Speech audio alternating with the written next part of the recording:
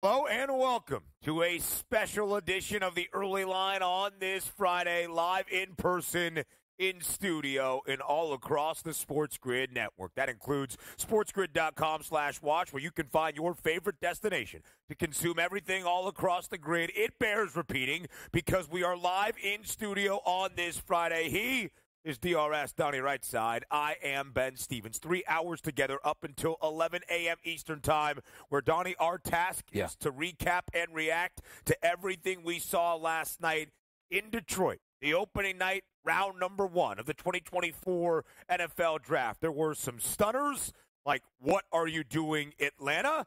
Do the Buffalo Bills even like the wide receiver position? And, of course, some great nights as well that will shape the future of franchises around the National Football League, hopefully for these organizations, Donny, for years to come. Triple header Thursday night around the association. Game threes, and a change of venue for the first time in the NBA playoffs. Some action on the ice. Major League Baseball continues with a shorter slate on a Thursday.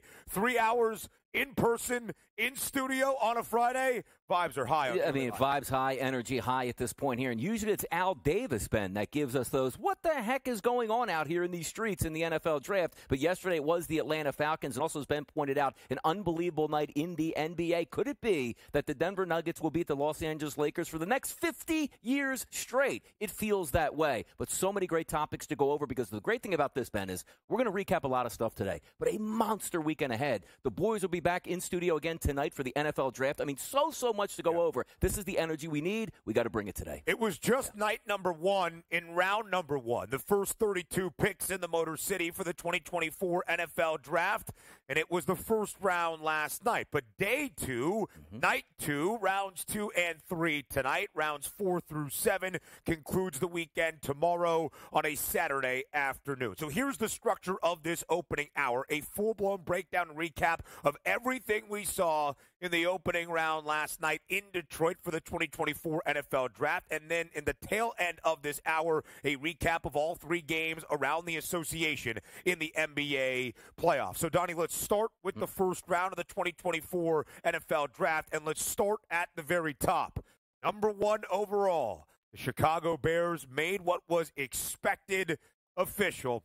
Caleb Williams, the first overall pick of the 2024 NFL Draft. He closed DRS as a minus 100,000 favorite. I'm not sure those odds were even allowed to be posted, but last night they were. A virtual guarantee, officially a guarantee. Chicago drafts Caleb Williams, the 2022 Heisman Trophy winner, hoping to forever change the direction of the franchise in the Windy City. 9 times out of 10 in the NFL, you're not going to go very far without a dominant quarterback, and that certainly is for sure. You take a look at the Chicago Bears that have been searching for that star quarterback for, it seems like, decades at this point now. Ben, I think they got it. And also keep in mind, it's not so much we take a look at Major League Baseball or even the NHL or other sports. Hey, you got to be bad for 4 to 5 years before you can turn it around and stock draft picks up. That's not the way the NFL is designed. That's what we love about this. Make a good move last year, which the Bears did. Have an average to below average season, still wind up with a top 10 pick that's yours, and also the number 1 overall pick, which was from a trade last year. They are set up for absolute greatness. And by the way, Ben,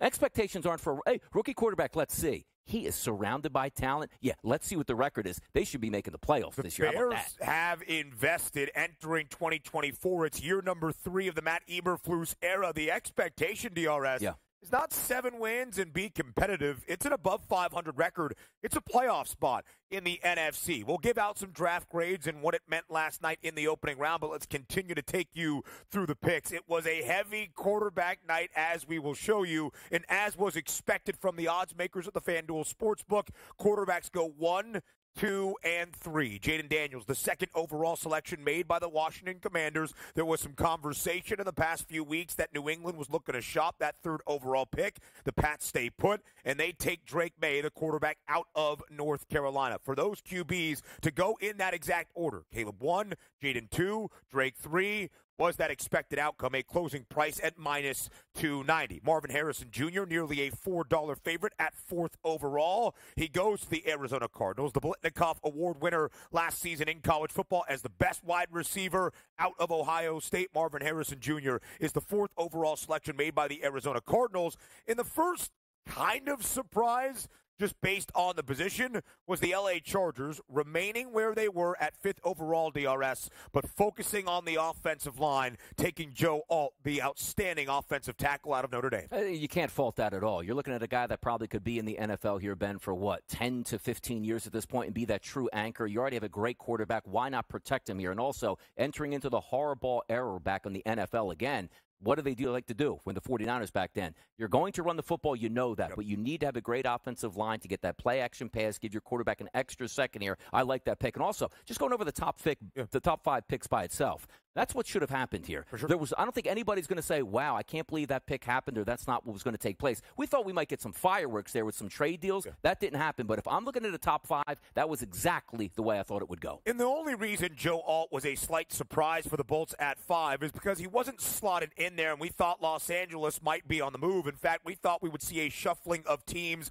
at the top more frequently than we did, at least in the top 5. But Joe Alt was minus 430 to be the first offensive lineman taken, and that's what he was. Now let's go 6 through 10. Here we go. At 8th overall, we'll get to the stunner for the Atlanta Falcons. But 6th overall, the New York Giants remain where they were. They take the wide receiver out of LSU, Malik Neighbors. He was a hefty favorite to be the second wide receiver selected in the 2024 NFL Draft behind Marvin Harrison Jr. J.C. Latham, after Joe Alt, goes 5th. The offensive tackle out of Alabama goes 7th overall to Tennessee. Let's work around 8 for just a second. Roma Dunze falls into the lap of the Chicago Bears with their second pick in the top 10. What a wonderful franchise-changing night for Chicago. And the Vikings move up by a spot.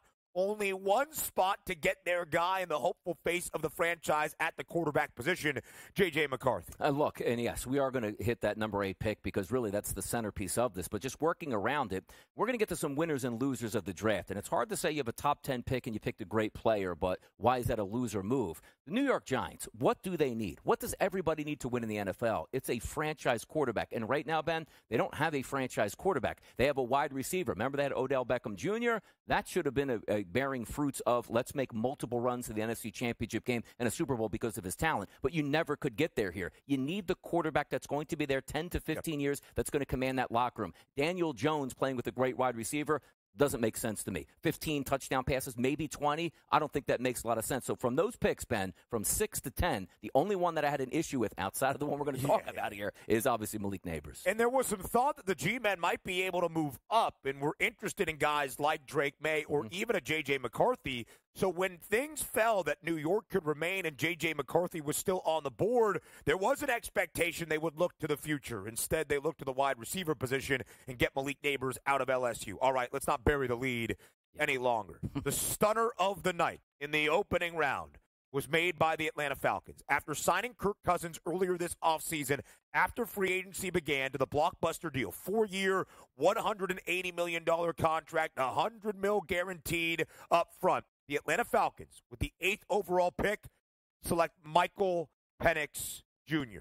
Donnie, here in studio on our SportsGrid draft special, everybody was stunned, shocked. What was your reaction to when the Falcons called the name of Michael Penix Jr. at 8th overall? Finally, we got something to talk about, and from all the trades and the moves that we anticipated, we got something that we can sink our teeth into, because it's not as if, and throughout the whole draft process for me, Ben, I always wondered why Michael Penix was sort of getting that back seat. Phenomenal college football player, and then he shows up in his workouts and runs a 4.5 40. Like, what's not to like about this guy? Well, obviously, he could have been a top 10 quarterback and was. It was the fact that he went to the Atlanta Falcons. If the Falcons never had Kirk Cousins and needed a quarterback, everybody would look at them like, that makes some sense. That's their guy. Didn't have to trade up and get him. That's exactly, they're going to be happy. But the fact that you paid a quarterback $100 million in guaranteed money, and also, Penix isn't 19 years old coming into the NFL either, Ben. We got a lot to talk about. Plenty of reaction about the quarterbacks up next here on the early line.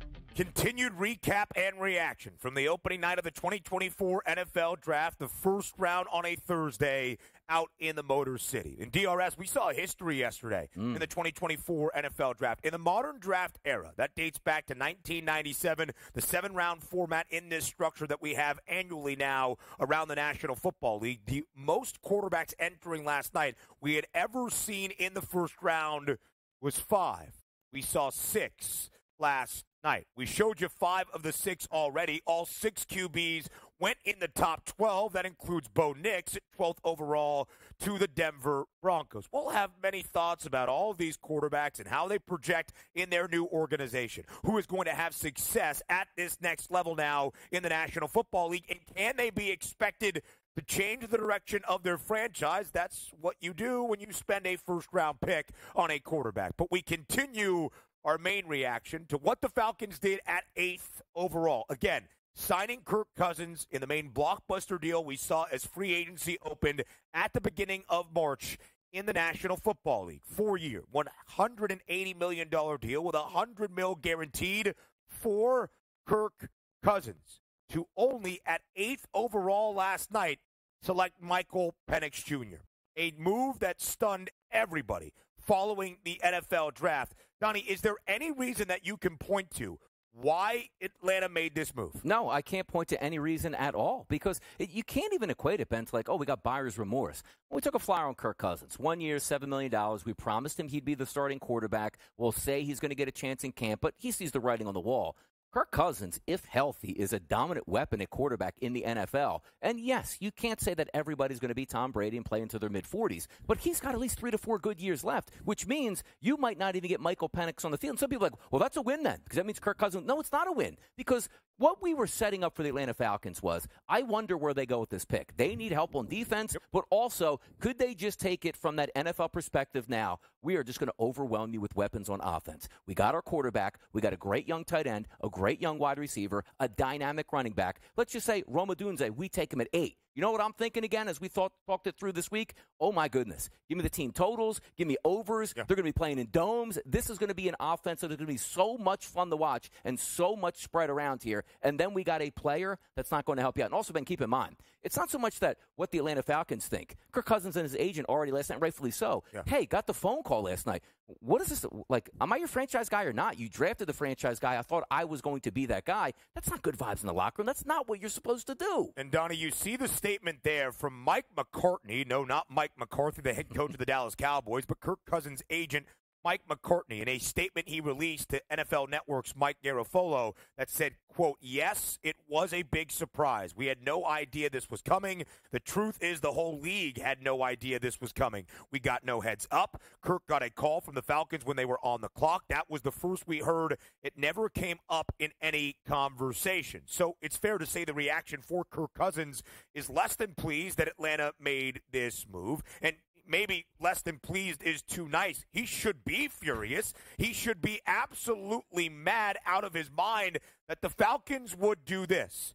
And this is not a statement on Michael Penix Jr., who I have been a fan of since his days in Bloomington, Indiana, at the helm of the Hoosiers offense for IU. But Michael Penix Jr. spent 6 years in college football, dealt with 4 significant injuries. He will be 24 years old before his rookie campaign in the National Football League. And, Donnie, although Atlanta is front-loaded in this Kirk Cousins deal, where they could get out after 2 years, if that's even the best-case scenario, even if that is the shortest timeline, and that means the Kirk Cousins 4-year, $180 million deal probably wasn't all it stacked up to be, Michael Penix Jr. is still going to be 26 years old, playing in a proven season, year number 3 of his National Football League career, before the Falcons must decide that offseason to pick up his 5th-year option of his round 1 rookie contract to see if he is the face of the franchise. And at the end of Kirk Cousins' deal right now, Michael Penix Jr. will be 28 years old. If he gets to the end of his first deal here, 5 years with Atlanta, he's going to be 29 years old. This is not a 19-year-old, 20-year-old project quarterback that maybe would benefit from a few years behind Kirk Cousins. And the explanation, frankly, from Terry Fortno, the GM of the Atlanta Falcons, was maybe even more idiotic than the actual selection itself. Yes, and look, we're saying that Michael Penix, to me, I think is a great quarterback. Yeah. I thought he had a legitimate chance to win the Heisman, and when they said, hey, how does Michael Penix actually translate to the NFL? Very well. You watch him play. If you want to talk about one guy in college football, Ben, last year, that when you watched him play and spin the football, it's like, that guy's a pro. Look at that arm. Look at the wide receivers he's playing with. You can actually envision him being great in the NFL. But the fact of the matter is, again, bringing up that point, he's not 19 coming into the NFL. No. Boy, we're going to teach him the ropes, and by the time he's 23, he's got the keys to the franchise. And also from a team franchise itself, the Atlanta Falcons, forget about Kirk Cousins and his feelings, which is ridiculous. He's got more money than anybody knows what to do with right now. He will be just fine. But from a standpoint of let's win this year and get on the field, I know the head coach was probably looking at this and had a feel for it, Raheem Morris, but even though he's a defensive coordinator, I guess he has to sign off on that. But he was like, man, there's some really good pass rushers on the board. We can trade down and get 2 more picks here that I can load up at a certain position. Or, again, the one that I like, the new wave of the NFL.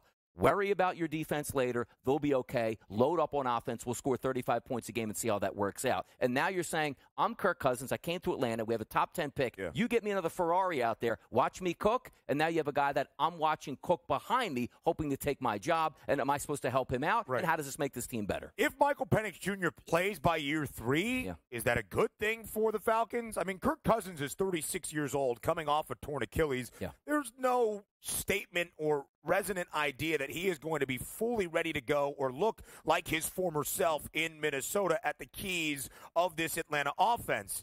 But you're not doing this for a security blanket. Yeah. Michael Penix Jr. wasn't a pick in the 3rd round or on day number 3. You spent your 8th overall draft pick, a draft pick we expected after 3 consecutive years of offensive picks in the top 10 for the Falcons. Kyle Pitts, Drake London, last year Bijan Robinson. That under defensive-minded head coach Raheem Morris, you would get the edge rusher out of Alabama, Dallas Turner, who was the favorite entering draft day to go number 8 overall. A confounding move, and we will have plenty more on it later on as we give out some draft grades. We'll look at the rest of the quarterbacks taken in the top 12. 6, in fact, a historic night around the National Football League, but also historic because of the lack of defense. We didn't see a defensive player drafted until 15th overall. That also the first time no defender taken in the top 10. A historic night in the Motor City. Our first-round reactions continue. 6. Count them. Wow. 6 quarterbacks taken in the top 12 of the 2024 NFL Draft. That is the most quarterbacks we have ever seen in round number 1 in the modern draft era, dating back to 1997. The draft over-under prop for the quarterback position in the opening round was 4.5.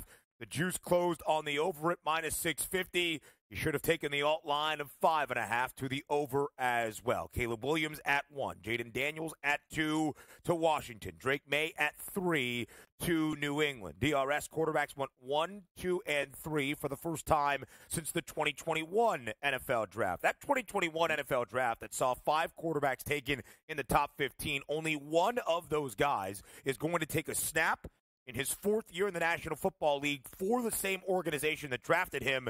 It was one of one, Trevor Lawrence, for the Jacksonville Jaguars, with some questions to answer entering the 2024 NFL campaign. The reason I bring that up, Donnie, is because I ask you about these 3 guys at the top. Do you think all 3 signal callers will have success in their rookie campaign and with these franchises?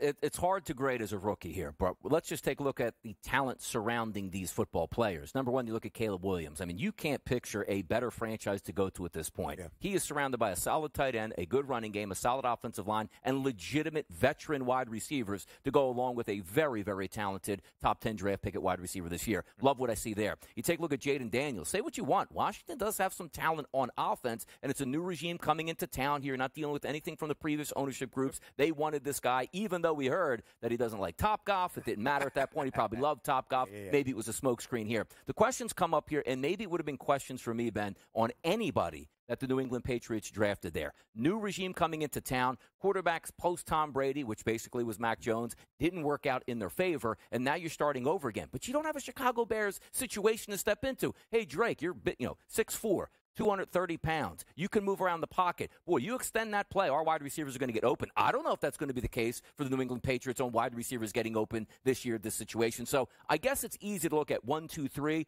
The guy that was picked 3rd overall, I think, has the toughest mountain to climb because also, where are you always going to be measured up to? What did Tom Brady do? I know nobody's going to measure up to Tom Brady, but that's the level of shoes you got to fit into. Mac Jones tried it out, didn't work well at all. That's why they were drafting number 3 and took Drake May. Talent across the board, top 3, but if I'm going the guy that might struggle, rookie year, not 5 years down the road, Drake May for me. Situational-wise, based on what the odds expect for this upcoming NFL season, New England has the lowest win total. It's 5.5. The under has a hefty amount of juice. The Patriots, the longest price at 90-1 currently to win next year's AFC Championship. I believe in Drake May. I think Gerard Mayo will have success as the new head coach up in Foxborough, but not a great situation necessarily. 5 quarterbacks in the top 10. 3 wide receivers in the top 10 as well, and 2 O-linemen.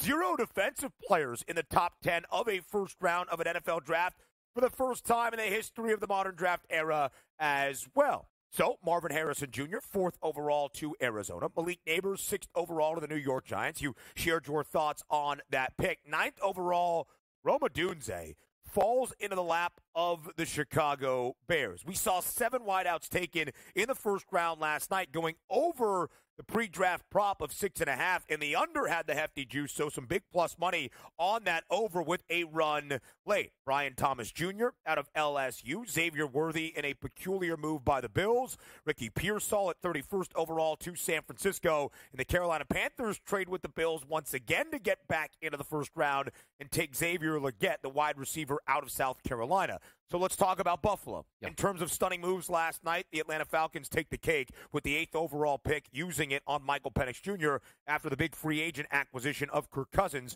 earlier this offseason. Mm-hmm. But the other peculiar moves, the Buffalo Bills, trading from the 28th overall pick when they needed a wide receiver with their nemesis in the AFC, the team in Kansas City, the Chiefs, who have bounced the Bills in 3 of the past 4 postseasons, and Buffalo hands the keys to KC to go up and get the speedster Xavier Worthy, who ran a 4.21 40-yard dash, the fastest in the history of the NFL Combine. It's funny that you bring it up this way because it's exactly correct. Now, you're supposed to be the Buffalo Bills and worry about your team and say, what's going to work out best for us? We need a plethora of picks here. One guy's not going to make a difference. Maybe we have an eye on 2 guys that we could pick up, maybe in the second round or trade back up. We'll find out if that makes sense.